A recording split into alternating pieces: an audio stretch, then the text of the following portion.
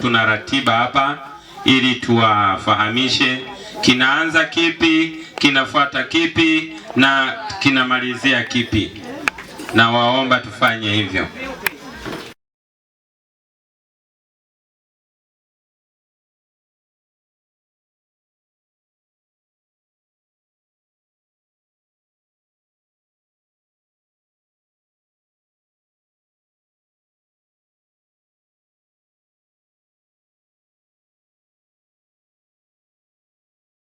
Ibada yetu ilikuwa ianze saa 5 kamili. Sasa tuko nje ya muda. Kwa hiyo kitakachofanyika, ninawaomba mnisikilize. Kitakachofanyika katika ibada hii,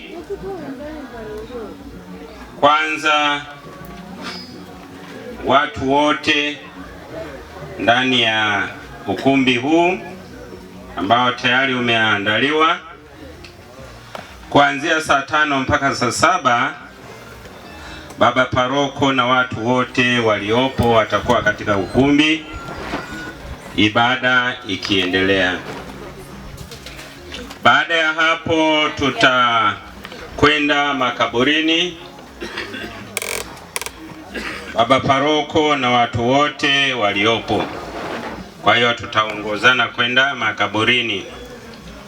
Baada ya hapo kutakuwa na ibada fupi huko. Baba paroko na watu wote waliopo tutashuhudia tukio hilo. Alafu kuweka mashada yatafanyika hapo, baba paroko na wanandugu. Tukiendelea, neno la shukrani litatolewa na msemaji wa familia ambaye atakuwa amesha andaliwa. Baada ya hapo baraka itatolewa na baba paroko. Kwa hiyo saa 7 hadi saa 8 chakula cha mchana watu wote. Nadhani hilo liwe kwenye mawazo yetu, kwenye akili zetu, na Mungu tumuombe alibariki liende hivyo. Tumsifu Yesu Kristo.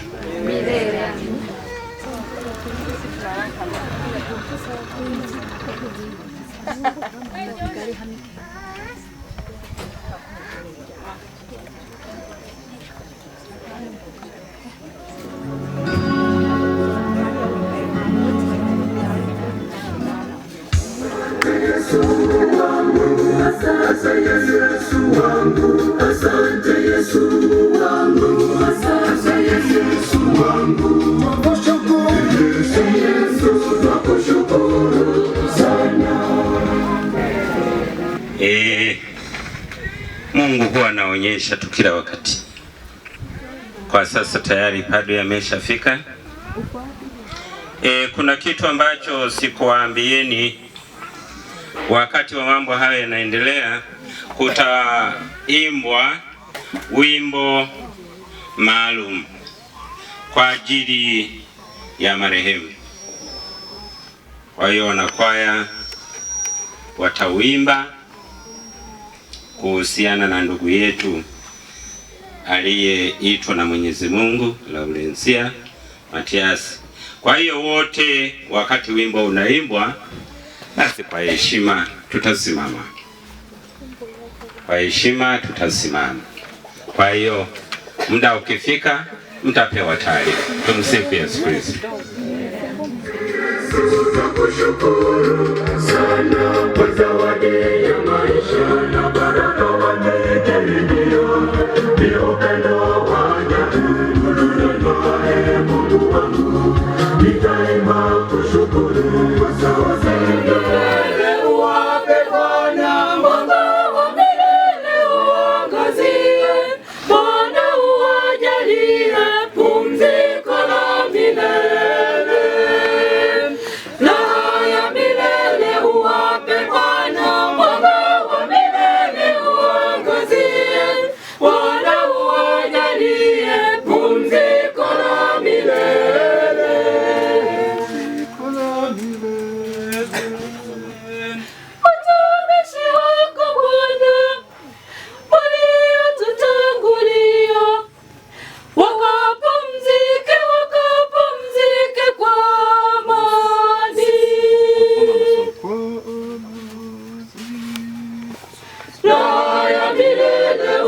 uwape Bwana, mwanga wa milele uangazie. Bwana uwajalie pumziko la milele. Raha ya milele uwape Bwana, mwanga wa milele uangazie. Bwana uwajalie pumziko la milele.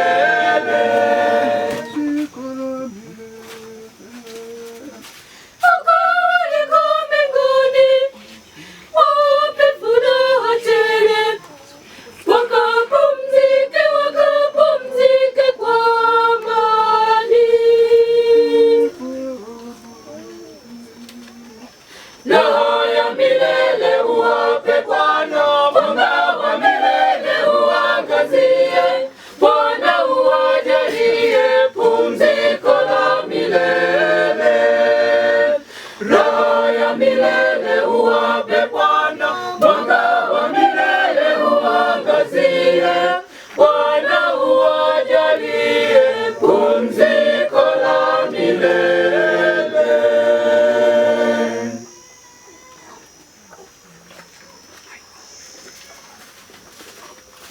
Kwa jina la Baba na la Mwana na la Roho Mtakatifu. Amina. Awe nanyi.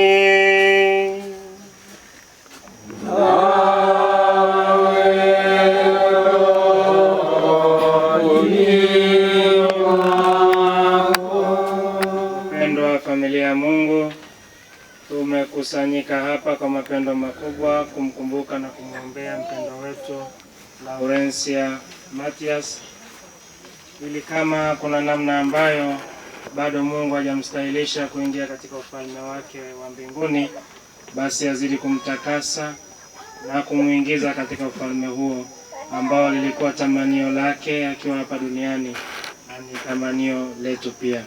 Kumbe tumuombee kwa matumaini makubwa katika uzima huu wa milele, tukiamini kwamba sadaka ya Kristo msalabani inafanya kazi na itafanya kazi hata kwake katika utakaso huo. Pamoja na kumwombea mpendwa, pia tuwaombee marehemu Marco Mashishanga Kapalale, Helena Luciani Mchiliga, Katarina Masunga Marco, Amrosi Katabanya Marco, Elizabeth Chali Daudi Mhoja Kapalale, Maria Shita Mgandu, Katarina Masunga Chambi, Yohana Kulwa Daudi na Malugu Daudi Kapalale.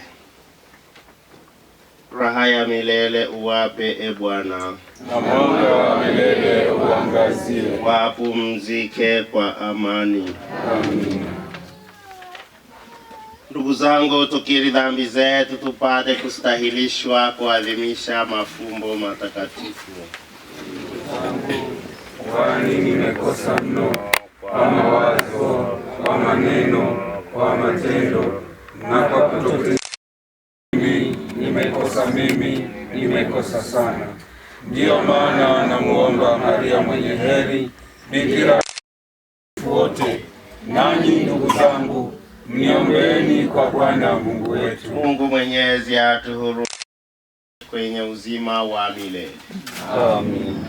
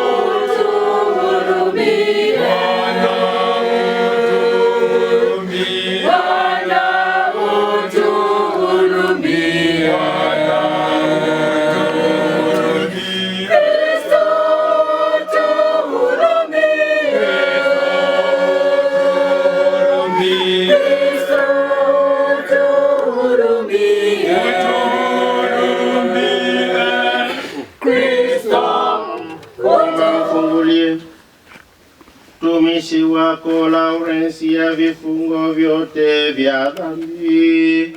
Yeye alipokuwa hapa duniani alijaliwa kufanana na Kristo.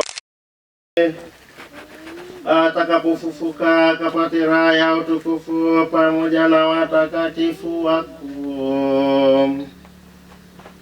Kwa njia ya Bwana wetu Yesu Kristo mwanao, anaishi na kutawala naye katika umoja wa Roho Mtakatifu, Mungu milele na milele.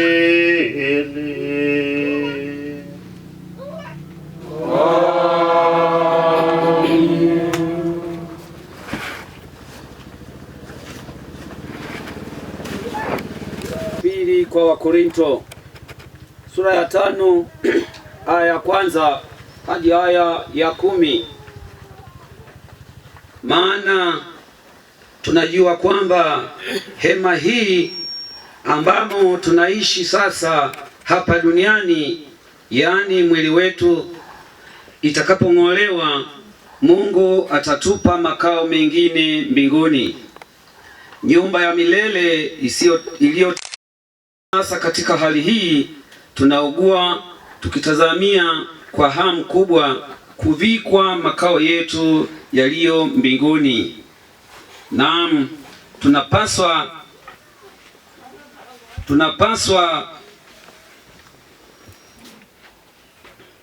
tunapaswa kuvikwa namna hiyo, ili tusije tukasimama mbele ya Mungu bila vazi. Tukiwa bado katika hema hii ya duniani, tunalia kwa kukandamizwa, si kwamba tunataka kumvua mwili huu wa kufa, ila tuna hamu ya kuvishwa ule uliokufa, ili kile chenye kufa kimezwe kabisa na uhai. Mungu mwenyewe alitutayarishia mabadiliko hayo, naye ametupa Roho wake awe dhamana ya yote yaliyotuwekea. Tuko imara daima, tunajua kwamba kuishi katika mwili huu tu ni kukaa mbali na Bwana. Maana tumaini kwa imani na si kwa kuona, lakini tuko imara na tungependelea hata kuyahama makao haya tukahamie kwa Baba. Lakini jambo la maana zaidi, tunataka kumpendeza, iwe tumaishi hapa duniani au huko. Maana sote ni lazima tusimame mbele ya kiti cha hukumu kwa Kristo, ili kila mmoja apokee anayostahili kwa matendo aliyoyafanya wakati alipokuwa anaishi duniani, mema au mabaya. Neno la Bwana.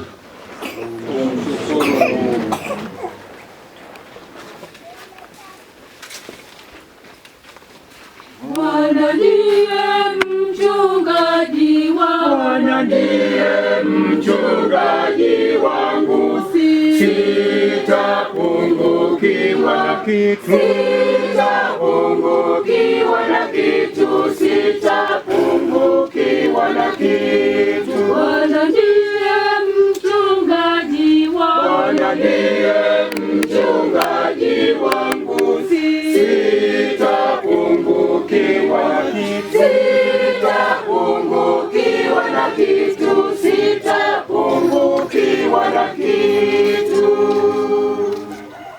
Bwana ndiye mchungaji wa maji ya utulivu, uniongoza, uniulisha nafsi yangu.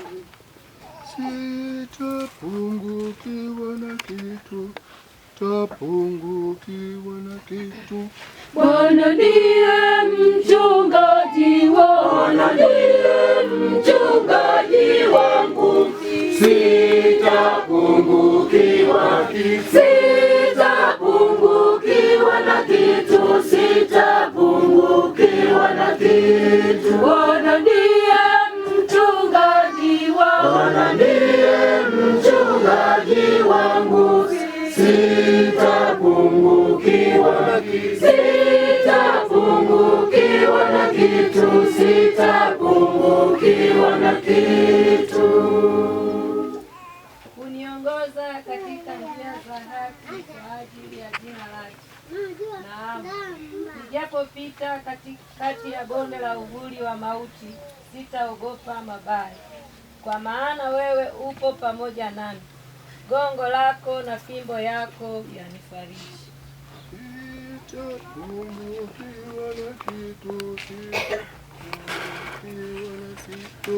Bwana ndiye mchungaji wangu, Bwana ndiye mchungaji wangu, sitapungukiwa na kitu, sitapungukiwa na kitu, sitapungukiwa na kitu. Bwana ndiye mchungaji wangu, Bwana ndiye mchungaji wangu, sitapungukiwa na kitu, sitapungukiwa na kitu, sitapungukiwa na kitu.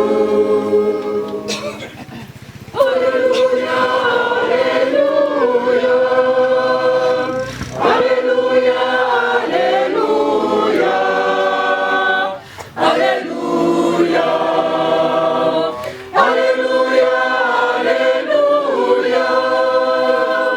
haleluya, haleluya, haleluya.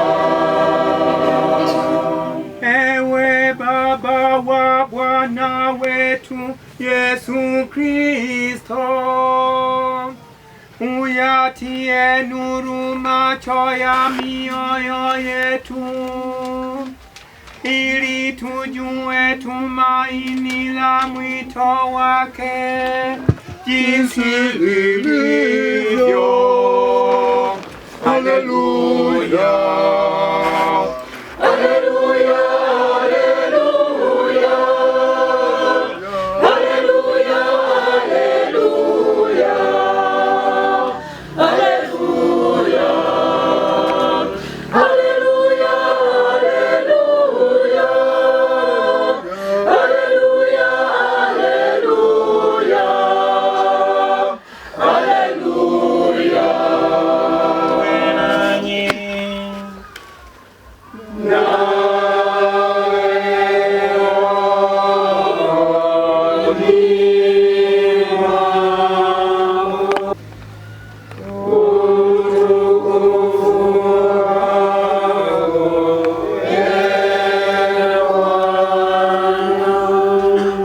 Injili ya Yohani sura ya 14 aya ya 1 hadi ya 6.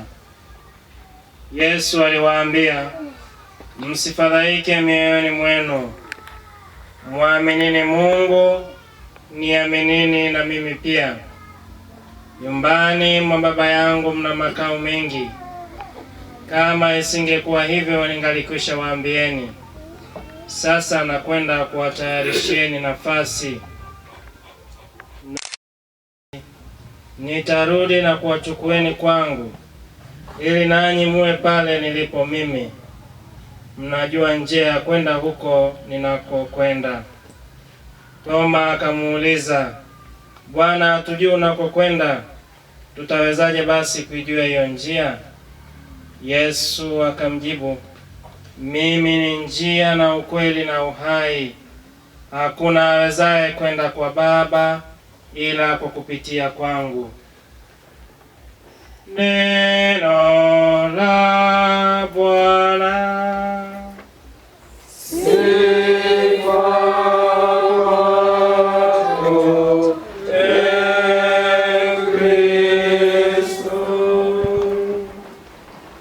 Wapendwa familia ya Mungu,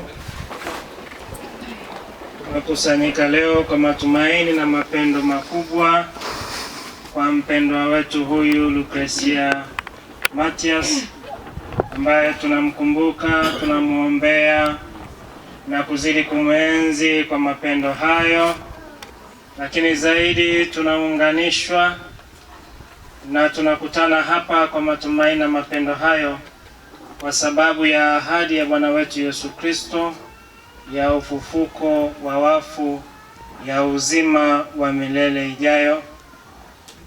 imani ambayo tunaikiri daima katika adhimisho la misa takatifu, lakini pia tunaikiri tangu ubatizo wetu.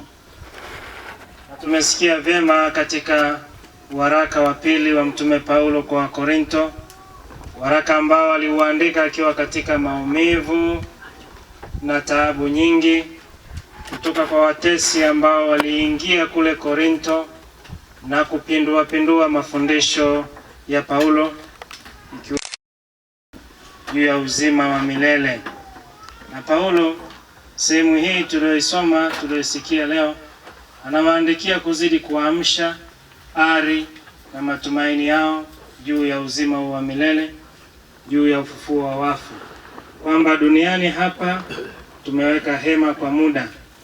Miili yetu hii inaharibika, inapita, mwishowe tunakufa, na hivyo hatufi tu na kupotea, bali tuna matumaini, tuna matarajio ya uzima wa milele ujao, ambamo tutavishwa vazi, tutavishwa mwili wa utukufu, mwili usioweza kuharibika tena, mwili usioweza kufa tena. Hii ndiyo inayompa nguvu Paulo kuzidi kuvumilia mateso aliyokuwa akiyapitia, ikiwemo kutoka kwa watu ambao wanaharibu mafundisho yake huko Korinto, lakini zaidi mateso ya kimwili aliyokuwa akiyapitia. Lakini Paulo pia katika safari zake zote alizokuwa akipita, kwenda Korinto, kwenda Roma, kwenda miji mbalimbali, Troa, kote alikokuwa akisafiri, alikutana na dhoruba nyingi, wanyama wakali, magonjwa, na hayo yote aliyabeba na kuyavumilia. Anawaimarisha wa Korinto na anatuimarisha sisi kwamba tuwe tayari kubeba maumivu, mateso ambayo tunayapitia kwa sababu ya wokovu wetu.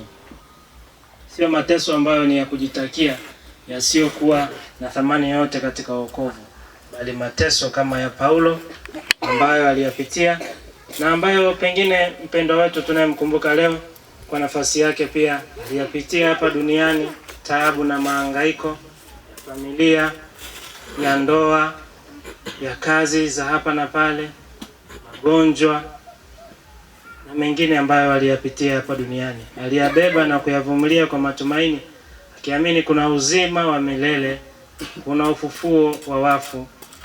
Na hili Paulo analitumia kutuimarisha pia sisi ambao pengine tunaishi hapa duniani tumeweka makazi ya kudumu, tunaishi hapa duniani ni nyumbani, tunaishi hema ya hapa duniani haibomoki. Mtume Paulo leo anatuasa kutuambia tuna kila sababu ya kutamani maisha ya uzima wa milele, maisha ambayo tutavikwa vazi, tutavikwa miili ya utukufu, miili isiyoweza kuharibika kamwe. Hiyo ndio shauku ambayo kila mmoja anapaswa kuwa nayo. Wana familia kwa kipekee, neno hili la Paulo liwaimarishe kumtegemea Kristo, liwaimarishe pia kupigania hilo vazi zuri la uzima wa milele. Tusije tukafika huko uchi bila vazi, tukaaibishwa siku ya hukumu na mwisho kuishia jehanamu kwenye moto na uharibifu usioweza kuvumilika. Tunaweza kufanya hivyo kwa kuyaenzi yale mazuri kama wanafamilia ambayo mpendwa wetu alikuwa akiyatangaza waziwazi kwa matendo yake, kwa imani yake. Nyinyi mnayajua vyema, napaswa kuyaenzi hayo. Tusiwe wavurugaji kama watu walikuwa wakivuruga kanisa la Korinto, tukavuruga familia, tukavuruga ndugu, tukavuruga jamii. Sisi sote tunatoka kwenye familia, tunafahamu mvurugano ambao upo kwenye familia. Kila familia ina watu wavurugaji kama hawa walikuwa wanavuruga Paulo. Kila familia wapo watu kama hao. Siku kama ya leo ni siku pia ya kujitafakari kwamba hiyo hema itaharibika, huo mwili utaharibika unaokuongoza katika kuharibu, kuleta mfarakano, mitafaruku kwenye familia, familia kushindwa kusonga mbele katika mapendo. Hili neno la Paulo likupe mwamko wa ndani kujua kwamba huo mwili kuna siku utaharibika, na ufanye bidii kila mmoja kwa nafasi yake kuwa kiunganishi cha mapendo, kuwa sababu ya kupigania hili vazi la uzima wa milele. Tusije tukaaibika baadaye tukaingia huko kwenye hukumu bila vazi, uchi, na hivyo basi tukawa mikononi mwa huyu mharibifu Shetani. Tuna kila sababu ya kumuomba Kristo katika adhimisho la misa takatifu hii. Tunapoiombea familia, tunawaombea wadumu katika imani kwa Mungu na Kristo. Kristo ambaye anawaambia wanafunzi wake akiwa anajiandaa kwa mateso, na anatuambia sisi wanafamilia kwa kipekee, lakini pia kila mmoja, kwamba tusiwe na mfadhaiko. Kwa nini? Kwa sababu nyumbani mwa Baba yake mna makazi mengi ya kila mmoja wetu, na anajua kwamba hapa duniani sio nyumbani, ni sehemu ya kupita kuelekea huko kwenye uzima wa milele, kuelekea kwenye utakatifu. Na Kristo mwenyewe alituonyesha hilo, ingawaje alikuwa Mungu, akaja akakaa kati yetu. Muda wake ulipofika pia aliondoka, na sisi vile vile anatuambia tudumu katika imani hiyo kwa Mungu na kwa Kristo, ili tusiwe na mfadhaiko, ili tusiwe na masononeko. Hata matukio kama haya yanapotokea, yatuimarishe kwamba mpendwa wetu yuko na Mungu, yuko na Kristo, kwa sababu ametuambia nyumbani mwa Baba yake mna makao mengi. Lakini hatuwezi kufika huko bila kupita kwa Kristo. Kristo ambaye ndiyo njia yenyewe.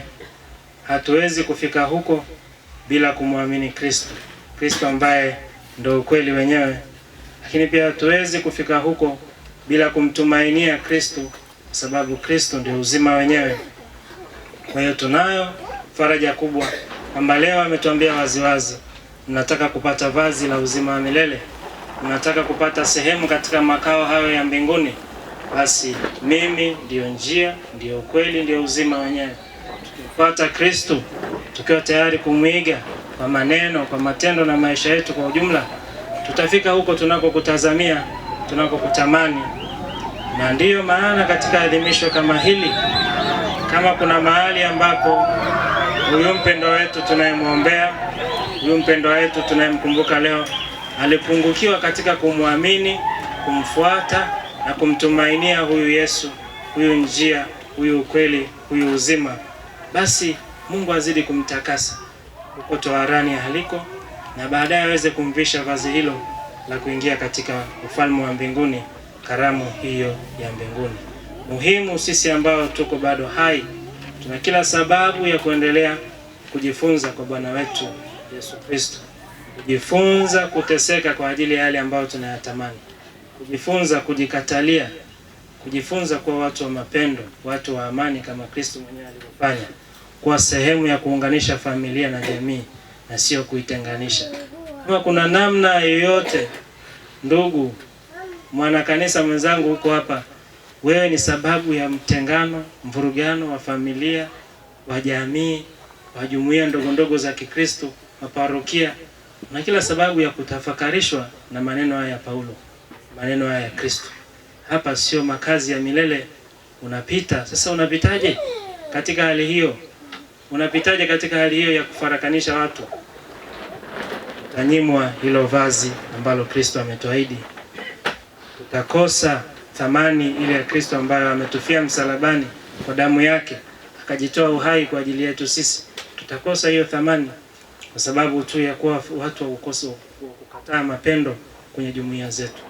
Kumbe leo tunapomtafakari mpendwa wetu huyu, kumkumbuka, tubebe hilo la muhimu, kuwa mabalozi wa mapatanisho, wa upendo, lakini mabalozi wa kutafuta uzima wa milele kwa gharama yoyote ile, hata ikitupasa kupitia mateso makubwa kama Paulo, ikitupasa kupitia mateso makali kama Kristo.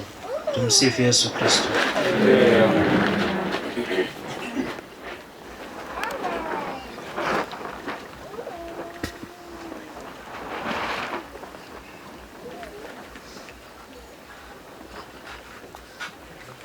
Na kusahauliwa na ndugu na jamaa zao.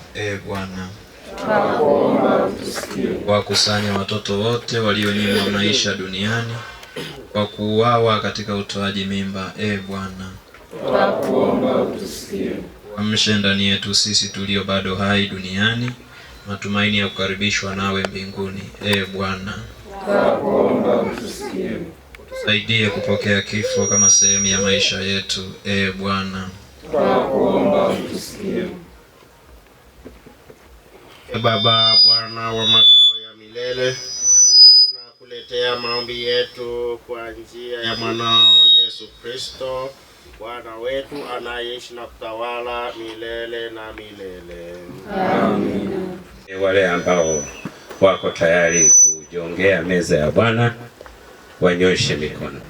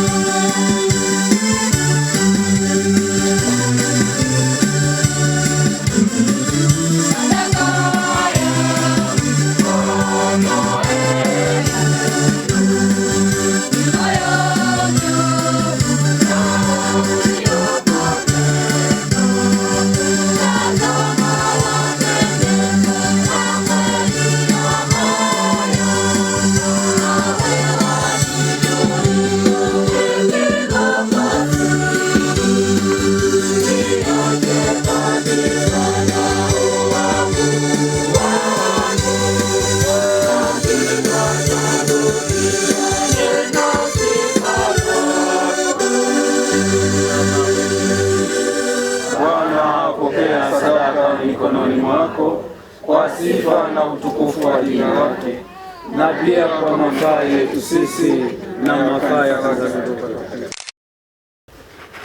ukubali sadaka hii imfae mtumishi wako Lawrence. Tunajua kuwa wewe umeifanya ulimwengu wote upungukiwe dhambi inapotolewa sadaka hii kwa njia ya Kristo Bwana wetu. Amina.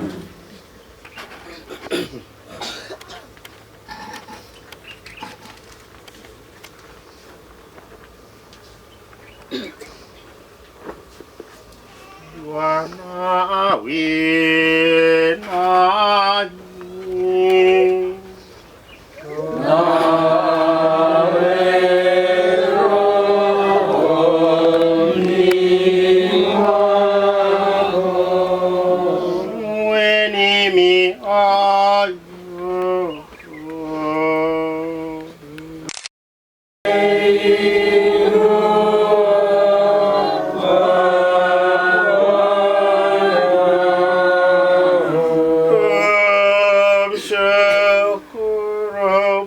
Bwana Mungu wetu.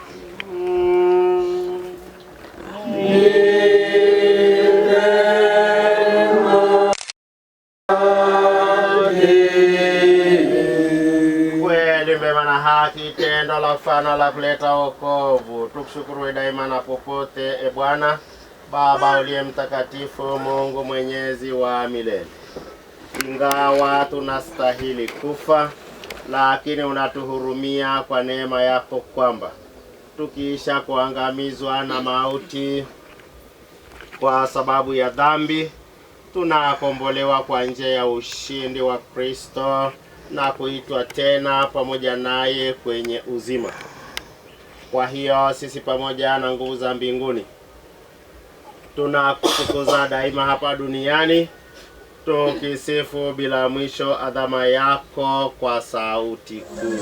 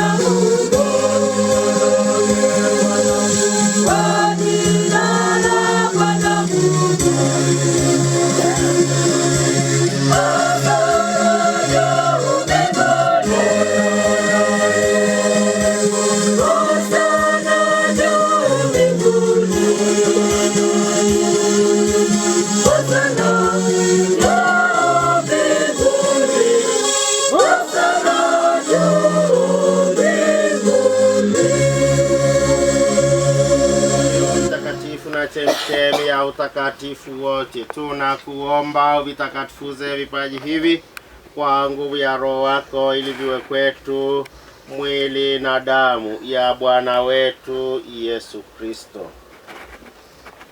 Yeye alipotolewa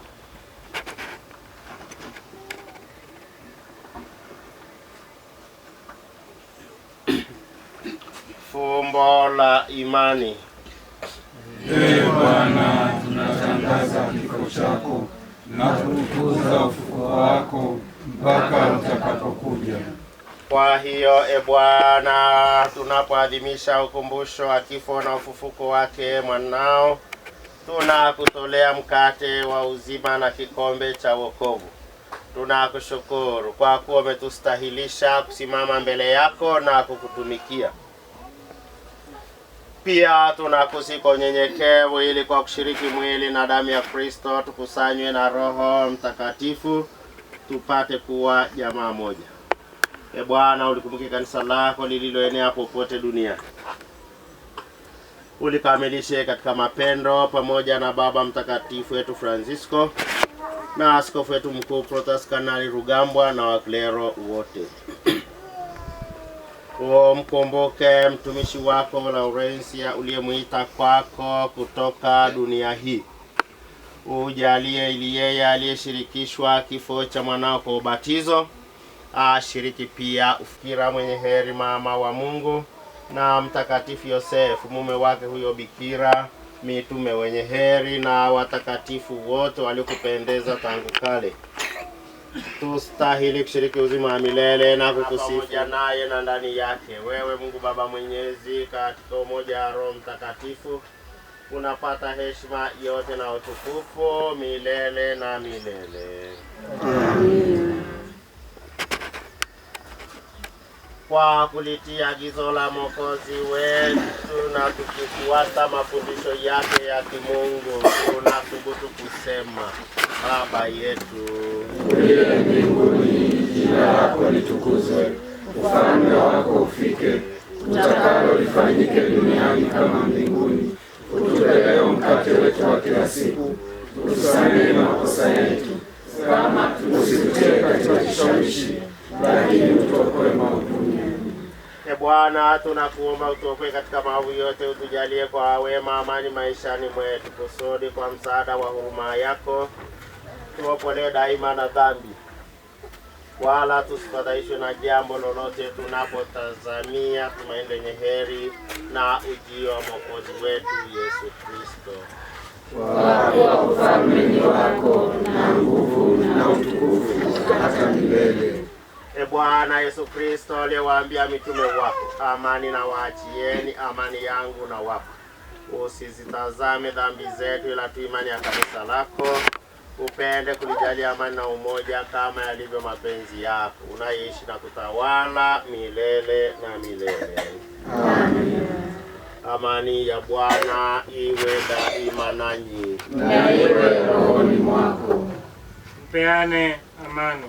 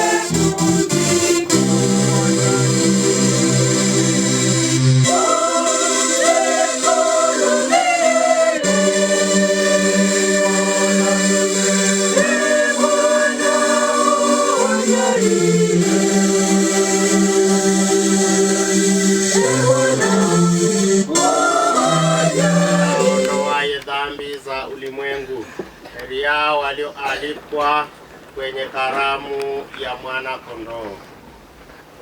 Ee Bwana, sistahili uingie kwangu, lakini sema neno tu na roho yangu itapona.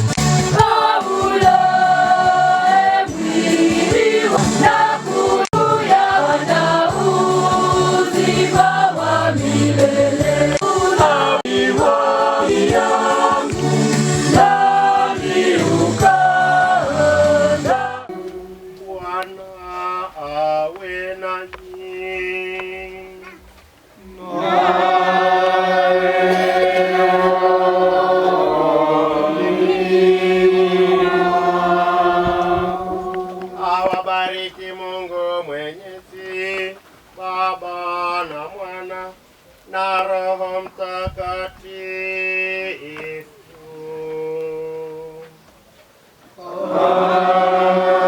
Amen. Nendeni na amani.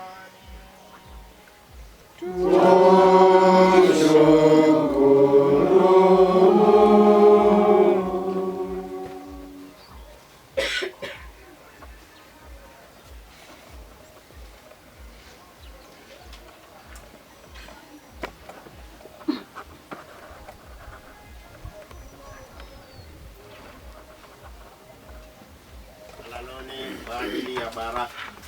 Kwa wale watakaoweza kwenda, tutakwenda. Nafikiri tunaelewana. Ndio. Watakaoweza kwenda. Watakaona kwamba hawawezi kufika na kurudi, kinanda kipo, wataendelea kula burudani, tutarudi.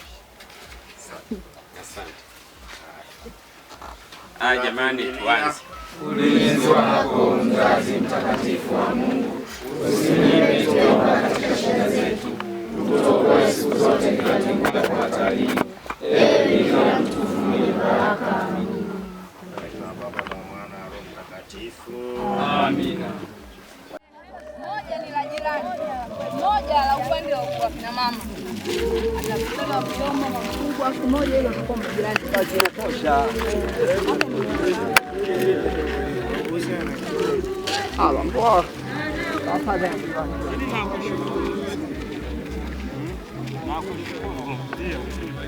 Endelea kufanya hivyo. Endelea kwa kimya. Najua yeye.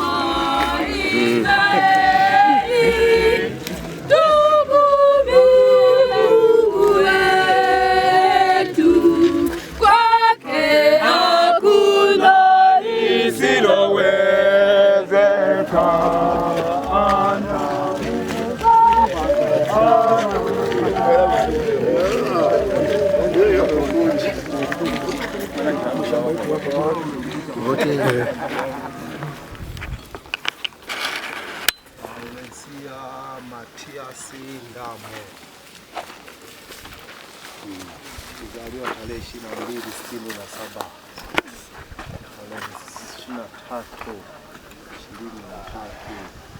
Karibu jamaa zengi. Ndio mara. Walipata bahati. Hilo la Katarina, hilo la Ambrose. La Katarina lile la Ambrose. Hili la baba mdogo. Sawa. Ile linalofuata la bibi mza baba. Linalofuata ni la babu mza. Yangu na chambi luko. Unaona huo mti? Mpaka huko ni makaburi. Lenyewe liko kule. Sawa. Hivi shangazi. Sogeeni hivi. Ndio mzee. Wenyewe hamjafikia. Bado haijakamilika. Yawa senjini yangu. Umeshaandika kule lakini. Hali na maandishi. Msalaba.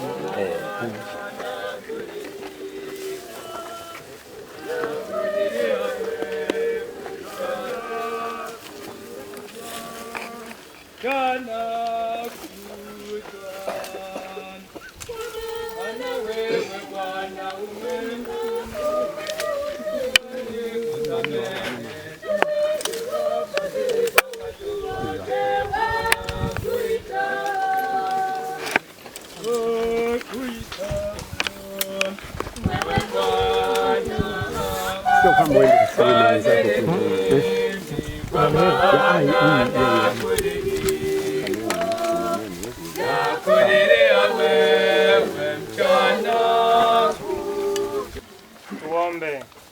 Ee Mungu, roho za waamini wako zapumzika kwako. Upende kulibariki kaburi hili, umweke na malaika wako mtakatifu alilinde. Umjalie kwa huruma huyu mtumishi wako Laurencia Matias Ndamo anayelala katika kaburi hili, apumzike kwa amani mpaka utakapomwangaza wakati wa kumfufua. Umjalie aone mwanga wa milele kule mbinguni. Tunaomba hayo kwa njia ya Kristo Bwana wetu. Amen.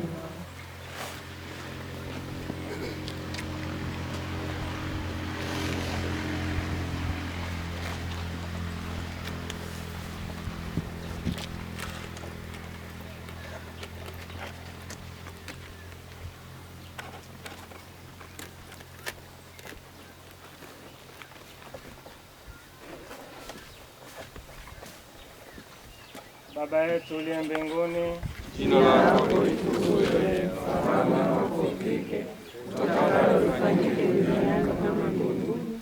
Utupe leo mkate wetu wa kila siku, utusamehe makosa yetu kama tunavyowasamehe na sisi waliotukosea, usitutie katika kishawishi, lakini utuokoe maovuni. Amina.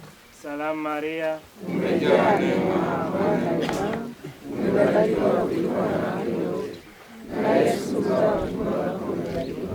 Maria mtakatifu, mama wa Mungu, utuombee sisi wakosefu, sasa na saa ya kufa kwetu. Amina. atukuzwe Baba na Mwana na Roho Mtakatifu, kama mwanzo na sasa na siku zote na milele. Amina. roho ya marehemu Laurensia ipate rehema kwa Mungu. Raha ya milele umpe Bwana, na mwanga wa milele umwangazie. pumzike kwa amani. Amina.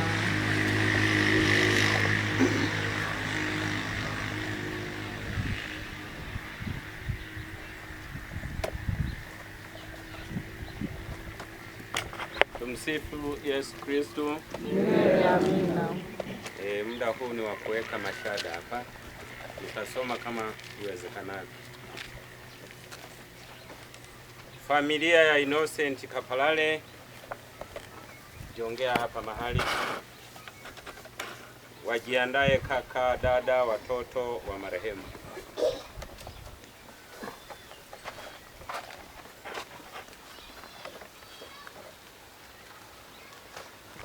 Asante sana. Kaka, dada, watoto wa marehemu.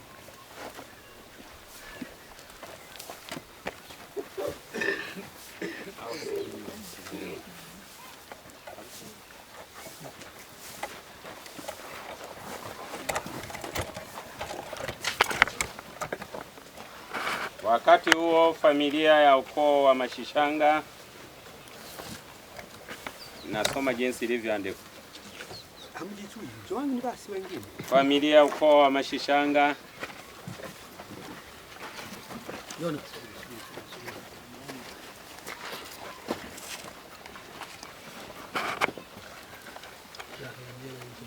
tunakwenda wakamwana wa familia ya Mashishanga,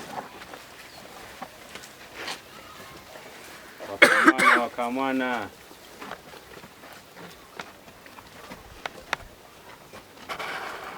wakati huo wajiandae wajukuu na familia ya Mashishanga. Yuko peke yake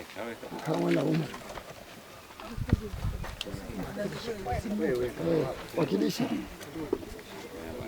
Asante. Nimetaja wajukuu na familia ya Mashishanga. Wale wajukuu twende haraka.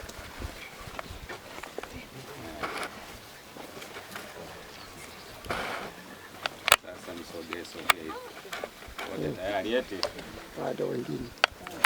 Bado wengine hao. Sogeni.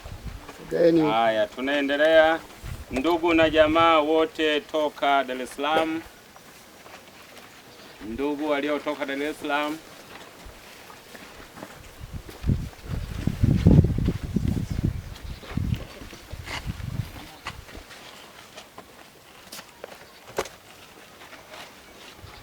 asanteni familia,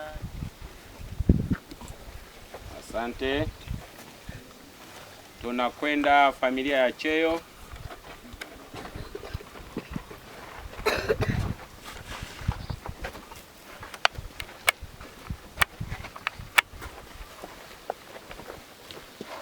Asanteni sana. Tunakwenda familia yani WAWATA wa viongozi. WAWATA viongozi.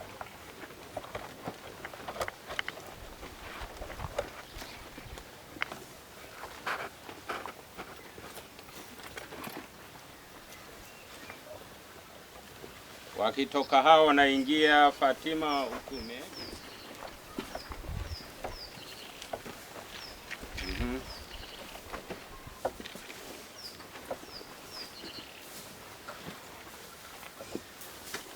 Tayari Fatima Utume. Haya, tunaendelea. Viongozi jumuiya ya Mtakatifu Veronika, viongozi wa jumuiya ya Mtakatifu Veronika au wawakilishi. Sasa jumuiya hiyo mpo wawakilishi, mwanajumuiya yoyote hata kama sio kiongozi wa jumuiya.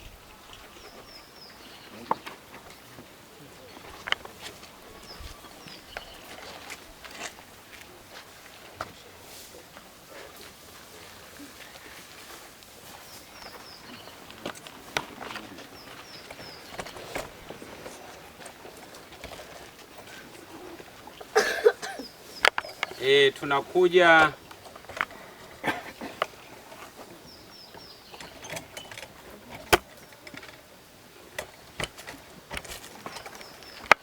kuna mmoja hawakumwandika hapa, mwana Kapalale.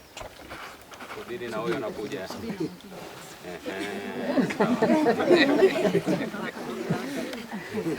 Haya, asante. Najua kumbukumbu hizi ni nzuri mno. Unapojificha inakuwa sio vizuri. Haya, tunaendelea. Walimu shule ya msingi Simbo, hata mmoja. Njoo mwalimu. Asante sana.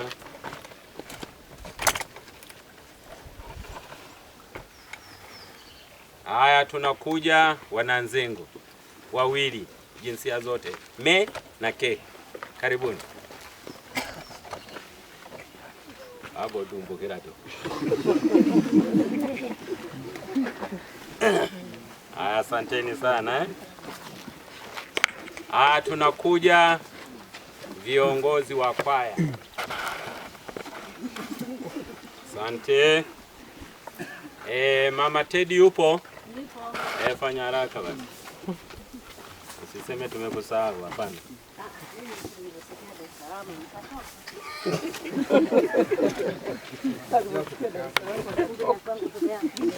Mke wangu mimi hivi. Haya. Kazi kubwa ya Mwenyezi Mungu. Wote tumefikia kwenye daraja. Njoo. Wengine pita hivi. Wengine pita huko. Endeni hivi. Taifa hili la kesho na kesho kutwa la ukoma Shishanga eti. Haya, wekeni. Asante sana. Labda ni kama kuna waliosahaulika, mimi nataka kufunga.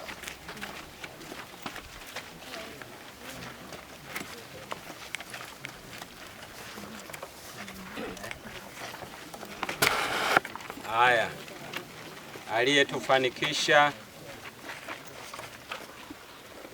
nyumba hii kujenga, karibu.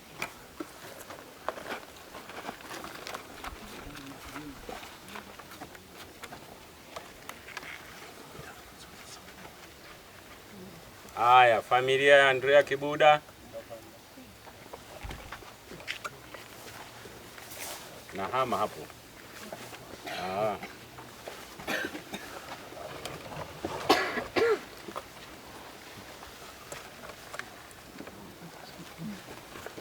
Haya, tunakuja shemasi.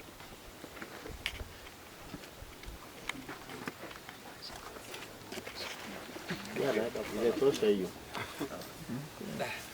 Naomba uelewe. Nafasi yako ilikuwepo baba. Sisi ndio kanisa. Wanafamilia wameandaa msemaji wa kutoa shukrani. Nimeona aitolee hapa, karibu. Tumsifu Yesu Kristo. Wanafamilia ya Malcolm Shishanga Kapalale, tunamshukuru Mungu kwa kutujalia afya ya roho na mwili kuifikia hii siku ya leo. Wanafamilia wanamshukuru baba paroko na wasaidizi wake kukubali kuacha shughuli zao ambazo inawezekana zingekwenda kule kufanya kazi nyingine ya uinjilishaji, wakabadili ratiba yao na kukubali kushiriki nasi katika kuwakumbuka marehemu wetu. Baba, asante sana. Lakini tunawashukuru wanajumuiya na wana kigango hiki, namna ambavyo huwa tunashirikiana nao, pamoja na kwamba inaonekana leo sijui. Tunaomba waendelee kushirikiana nasi katika hali hiyo. Lakini kwa ujumla basi tunawashukuru wote ambao mmekubali kuacha shughuli zenu na kuja kushiriki nasi katika kuwaombea hawa marehemu wetu. Tunaomba muendelee na moyo huo, lakini ninachowaomba tukumbuke yale mahubiri aliyoyatoa Baba Shemasi kwa ajili ya maisha yetu na sisi ya baadaye. Tumewakumbuka leo hawa, tujikumbuke na sisi. Kwa kifupi, tunaomba Mungu aendelee kuwabariki, muendelee kushiriki hata kwa wengine katika kushirikiana nao katika kumtukuza Mungu. Tumsifu Yesu Kristo. Milele amina. Wanakwaya, wimbo wa mwisho, wimbo maalum kwa ajili ya marehemu. Omba sema akupokee na akupumzishe kwa amani. Ewe Laurensi, twaomba sema akupokee na akupumzishe kwa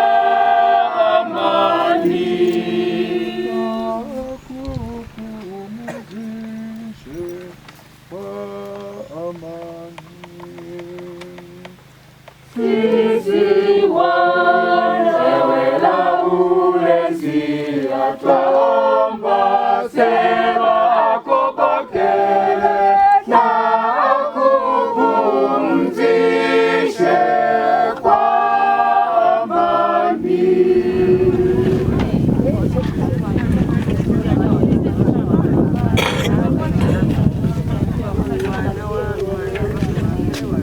Moto lengele jatayo tabasamu.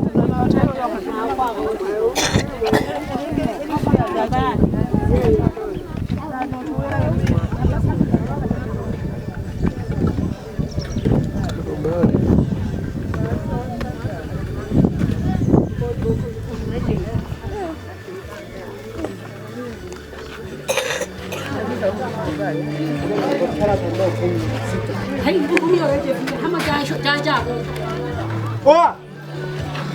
Angalia.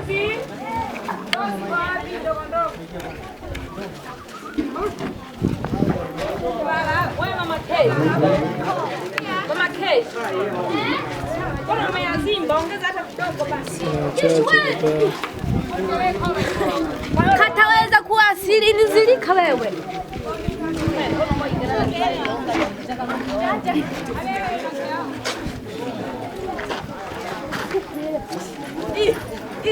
Anaota eti dada. Anaota huyu nahisi kabisa.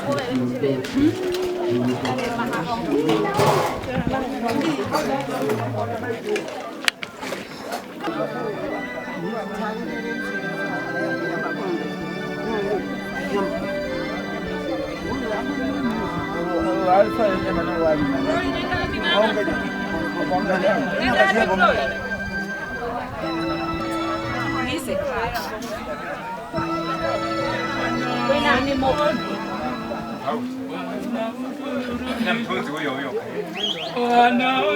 Unajua huyo alikuwa matuta zamani.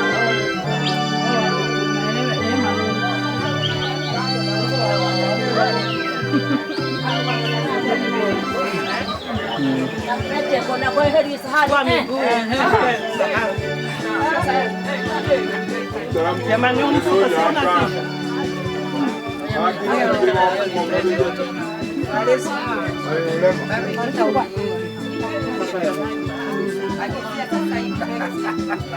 Sawa. Haya.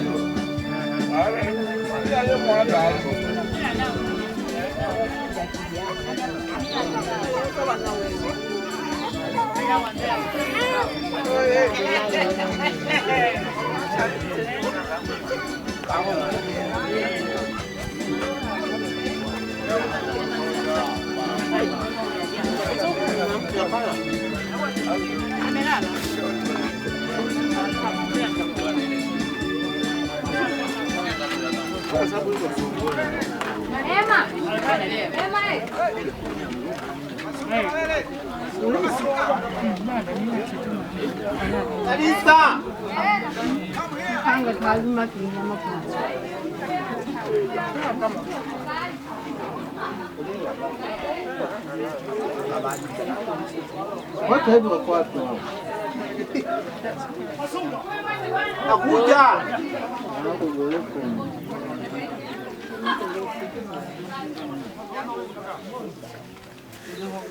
Sasa baba mtoka akibani.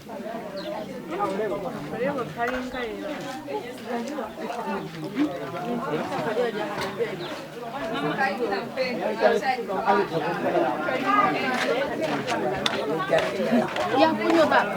Toho. Aku ikarabia. Kadang ya kunywa.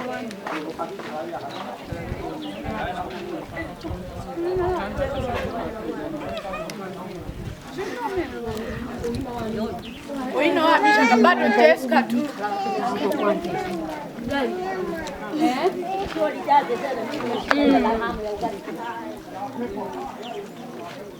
Mama, karibu tule.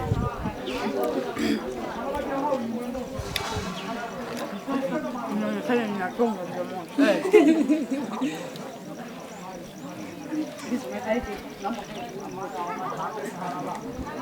Vamos